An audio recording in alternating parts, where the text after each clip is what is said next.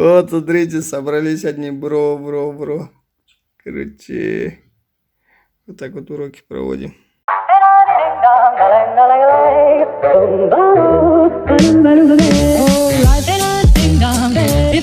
Срина влогта. Қанша күн болды түсірмегелі. Қол тимей жатыр. По многочисленным просьбам возобновляем наш влог. Я иду сейчас на работу. Быстро. Не успеваю. Вот нельзя раньше выйти, пораньше прийти. Надо сидеть, чай пить. Вчера мне сказали: ага, почему влог не снимаете? Я говорю, я не успеваю, быстро все делаю. Вот мне сказали: тогда снимите, как вы не успеваете. Дел много сегодня, но уроков мало. Сейчас пока спешим на урок. Быстро, как Наруто.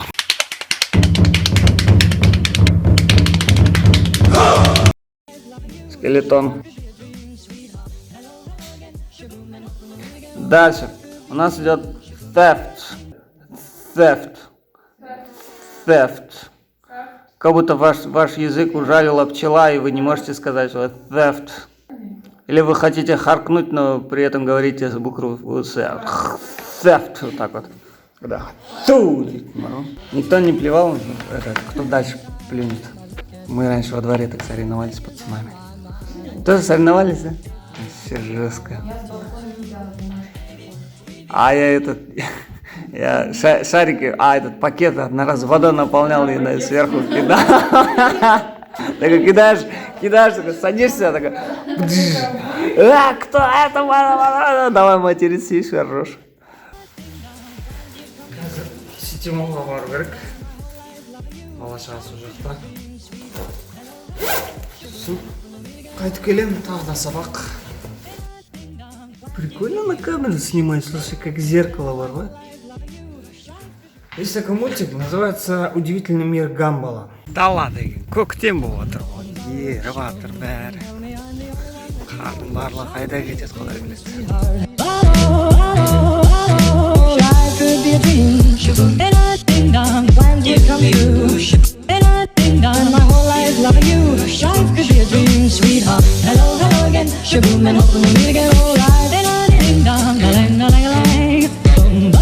Если вы хотите прокачать свое чувство юмора, сарказмды өте жоғары левелға дейін көтергілерің келсе, если вы хотите угорать и так настолько угорать, то что вас никто не будет понимать, и вы будете от этого только еще сильнее угорать, от того, что вас никто не понимает, тогда смотрите этот мультик «Удивительный мир Гамбола». Там очень смешно, и очень умно, кстати.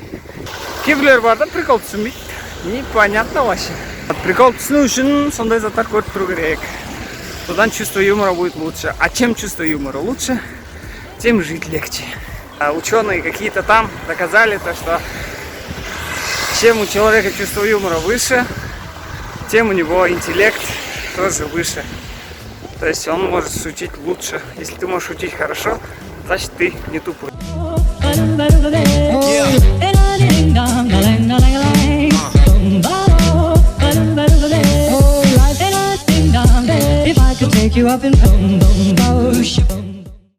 Келдік. Вот они.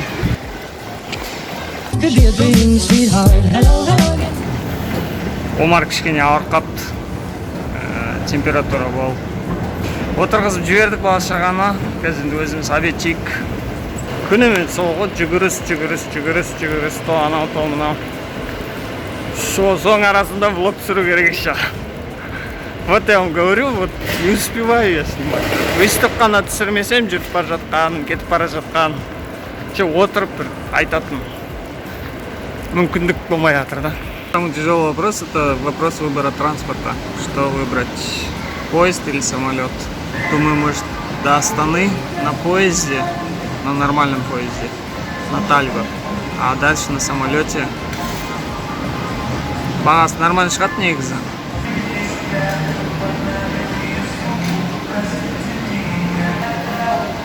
Сетим алды, мынандай өлең қоятын мал. Вот наш. Сэндвич хаус, наше место. Келиндер, помогите. Все тимоли дела закончили. Теперь идем на основную работу. Мектепке, собака. Сегодня еще Кейси видео сделал. Новое видео от Кейси. Это всегда хорошая новость. Секунд. И мы уже на работе. Все получили. Ой, мать. Все, ну, слава дед. Кашкишке собак. Кстати, у меня тут есть стойка. Смотрите. Мына бір барный стойка сияқты мынау ше. Мына бір столға қоямын деген ғой үстіне. Оказывается, мынау ұзын екен. Стойка ұзын екен. Ұзынырақ стол керек. Вот, болмай қалды, енді просто подоконникте тұр. Вот и вечер настал. И день закончился. Үлкен результатқа сразу көп затты бір уақытта істеуден жете алмайсың да. И то жете алсаң да оның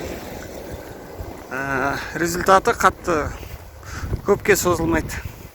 Үлкен, прям и постоянно жоқ болып кетпейтін результаттар неден пайда болады? Күнделікті аз-аздан бір белгілі затты істеп отыру да. Мысалға жүгіру. 9-шы ма? Жоқ, 9-шы класста, кажется. Физкультурадан жүгіретін едік. Мен, короче, всегда постоянно последний келетін едім, да? Өзі арықпын ғой, сол кезде еще кішкентай баламын. Қыста, короче, күнде жүгіріп бастадым. Күнде осылай кесте шығам. Ана жақта бір мектеп бар.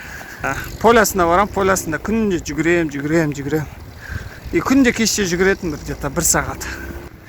Жазға қарай майда, короче, жүгірдік сосын тағы жігіттермен. Бізде спортсмен жігіттер көп болды да. И сөйтіп ең соңғы келетін бала, представьте себе, где-то жарты жыл бұрын ең соңғы келетін бала екінші болып жүгіріп келеді ол. Әр күн сайын істей бергеннен уже қиналуың азаяды. Стамина пайда болады да. Бірдеңені постоянно істеп отыру. Вот, солай, короче. Кетті мен, давайте. Мына жақта дискотека отыр. Life could be a dream, and I think I'm when you come to